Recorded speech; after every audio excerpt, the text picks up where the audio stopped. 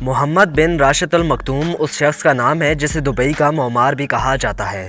وہ شخص جس نے ریگستان کی ریت میں ایک عظیم الشان شہر تعمیر کر دیا جو آج کے دور میں دنیا کا سب سے بڑا ٹورسٹ پلیس بن چکا ہے۔ دبئی میں بڑی بڑی کمپنیز اپنے ایونٹس کرتی ہیں اور اپنی پروڈکٹس لانچ کرتی ہیں۔ دبئی کا شمار دنیا کے امیر ترین شہروں میں کیا جاتا ہے۔ آج سے کچھ سال پہلے یہ دبئی ریت کے ٹیلوں سے گھرا ہوا ایک بیابان کے علاوہ کچھ بھی نہ تھا، مگر پھر ریت کے ان ٹیلوں نے ترقی کی اور دبئی کہلانے لگے، جہاں دنیا کی بلند بلڈنگز تعمیر کی گئیں جن میں سر فہرست برج خلیفہ آتا ہے۔ وہیں اس ریاست میں کہنے کو تو اسلامی قانون نافذ ہے، لیکن یہ ریاست بہت ساری بے حیائیوں کا شکار ہو گئی۔ آخر وہ بے حیائیاں کون سی ہیں اور پوری دنیا سے لوگ بھاگ بھاگ کر دبئی کیوں جانا چاہتے ہیں؟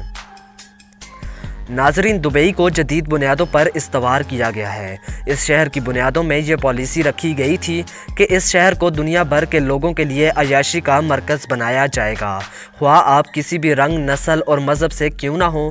دبئی میں آپ کو عیاشی کے لیے مکمل سہولیات میسر ہیں، اور خاص طور پر دبئی میں یورپین ورلڈ کو ٹارگٹ کرنے کے لیے عیاشی کا سامان میسر کیا گیا ہے، کیونکہ پوری دنیا کا پیسہ اس وقت مغرب میں موجود ہے۔ چائنا، کینیڈا اور یورپین ممالک میں دنیا کا اکثریتی پیسہ موجود ہے، اس لیے وہاں سے لوگ جب سیر و تفریح کے لیے دبئی آتے ہیں تو اگر ان کو اپنی عیاشی کا سامان میسر نہ ہو تو وہ دبئی نہیں آئیں گے بلکہ دوسری ریاستوں میں جائیں گے۔ اس پالیسی کو شیخ محمد بن راشد المکتوم نے اپنایا اور دبئی کو بہت ہی کم وقت میں آسمان کی بلندیوں پر لے گیا۔ آج دبئی کے اندر شرعی قانون کا نفاذ ہے، یعنی اسلامی قوانین کے مطابق فیصلے کیے جاتے ہیں۔ لیکن کیا دبئی ایک اسلامی ریاست ہونے کی حیثیت سے شرعی ہے؟ ہاں، کتابوں میں تو ایسا ہی لگتا ہے، لیکن عملی طور پر بالکل بھی ایسا نہیں ہے۔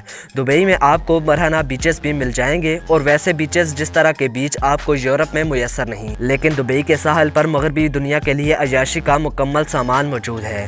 اگر بات کی جائے شراب کی تو یہ بھی دبئی میں بآسانی دستیاب ہے اور لوگ بآسانی خرید کر استعمال کر سکتے ہیں، لیکن اس میں ایک قانون بھی ہے اور اسے نافذ کیا گیا ہے کہ اگر آپ کی عمر 21 سال سے کم ہے تو آپ شراب کو قانونی طریقے سے نہیں خرید سکتے۔ شراب کے حصول کے لیے آپ کی عمر 21 سال ہونی چاہیے اور آپ کے پاس دبئی گورنمنٹ کی طرف سے دیا ہوا ایک عدد اتھارٹی لائسنس ہونا بھی ضروری ہے، لیکن عملی طور پر شراب کھلے عام فروخت کی جاتی ہے اور بغیر کسی روک ٹوک کے لوگ اسے خرید کر پی سکتے ہیں۔ قوانین میں اگر کچھ بھی لکھا ہو تو وہ صرف اس لیے لکھا ہے کہ دبئی کو شہری ریاست ثابت کیا جا سکے، لیکن قوانین لکھنے میں اور ان پر عمل کرنے میں زمین آسمان کا فرق ہے۔ دبئی ایک ایسی اسلامی ریاست ہے جس میں سور کے گوشت والے ریسٹورنٹ بہت آسانی سے مل سکتے ہیں۔ سور جو کہ اسلام کے مطابق انتہائی ناپسندیدہ جانور ہے اور اسے مکمل طور پر حرام قرار دیا گیا ہے، یعنی اس کو کھانے سے منع فرمایا گیا ہے۔ اس کے باوجود ایک اسلامی ریاست میں اس کی خرید و فروخت اور اس کے ریسٹورنٹ کو کھلنے دینا دبئی کی حکومت کے لیے لمحہ فکریہ ہے، کیونکہ وہ خود کو شہری بھی کہلواتا ہے اور ایسی غیر اسلامی چیزوں کی خرید و فروخت پر بھی کوئی پابندی نہیں ہے۔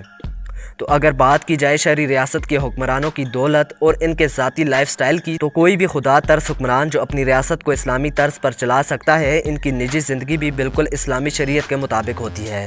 لیکن اگر آپ دبئی کے حکمرانوں، خصوصاً ان کی عورتوں کی نجی زندگی دیکھیں تو وہ بالکل اسلامی شریعت کے مطابق نہیں۔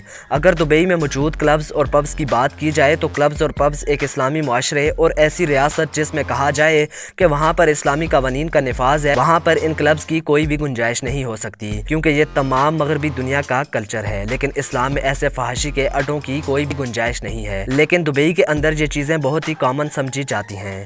اگر برائی کی بات کی جائے تو برائی ہی برائی کو جنم دیتی ہے، کیونکہ برائی ایک ایسی چیز ہے جو اپنی جگہ پر ختم نہیں ہوتی بلکہ آگے بڑھتی جاتی ہے، اور دبئی کو دیکھ کر ارد گرد کی مسلم ریاستوں نے اس پالیسی کو اپنانا شروع کر دیا ہے، کیونکہ انہیں لگتا ہے کہ اس پالیسی کے ذریعے ہی وہ اپنی معاشرت کو اوپر لے کر جا سکتے ہیں۔